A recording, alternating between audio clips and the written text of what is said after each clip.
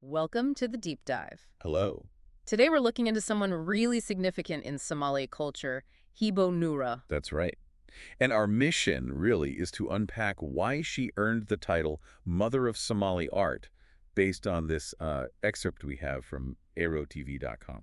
Okay, so let's start with who she was. Her birth name was Hiba Mohamed Hodon. Correct, but she became known, widely known, as Hibo Nuura. Got it.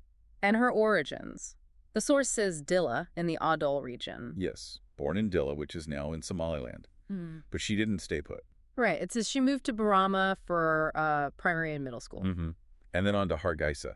That seems to be where her career really started to blossom. Before eventually moving to Mogadishu. That's quite a journey across key Somali cities. It is, and you wonder how those different places, different experiences sort of fed into her art. Yeah, interesting thought. So, that title, Mother of Somali Art, what does the article suggest earned her that? It wasn't just talent, was it? No, not solely talent, though that was obviously there. The source highlights her, quote, gracious style. Gracious style. Okay. And, crucially, the positive and meaningful content of her lyrics. It points towards something deeper than just performance. So, substance as well as style. Uplifting messages, perhaps. Exactly. Think about the power of positivity in music and poetry, especially, in a nation's story. Absolutely. And the themes mentioned, it's an incredible range. Isn't it? Patriotism is in there, guidance, encouragement. Positivity, love, advice, motivation.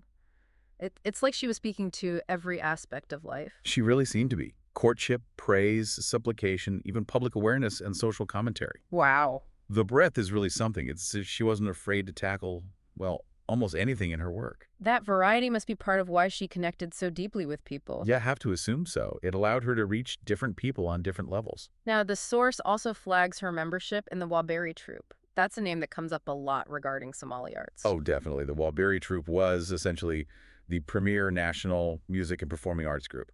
Hugely influential. So being a key member there, that would have put her right at the center of Somali cultural life. Precisely. It's like being a star player in the main national cultural institution.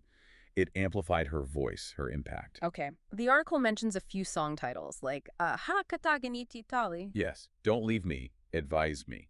That title itself hints at those themes of guidance and relationships we just talked about. It does, doesn't it? And then there are collaborations mentioned, too. Right, like Couple Day with Salkas Kasim. And Daoud Dakalada with Kapdukir Juba. It shows she wasn't just a solo act. She was part of a vibrant musical conversation. Yeah. Building connections within that art scene. Yeah, and working with other major figures.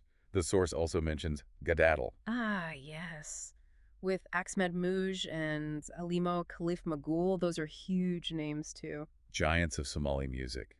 Collaborating with them really cements her position, doesn't it? It paints a picture of someone deeply woven into the fabric of the entire musical tradition. And throughout, the source keeps mentioning her extensive catalog. Yes, prolific output. But, crucially, it pairs that with the positive nature of her work. So not just a lot of songs, but songs with a consistently uplifting or meaningful message. That seems to be the key takeaway from the text. Quantity and quality, with this positive, constructive spirit. Okay, so let's try and pull this together. We have this incredible range of themes she covered.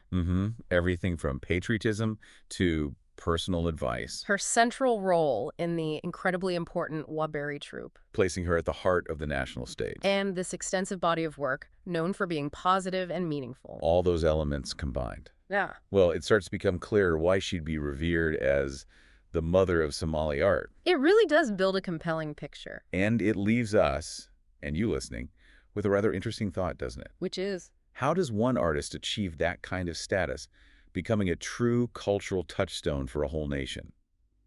Maybe consider how Hibo Nuura's work didn't just reflect, but perhaps actively shaped, the values and experiences of Somalia.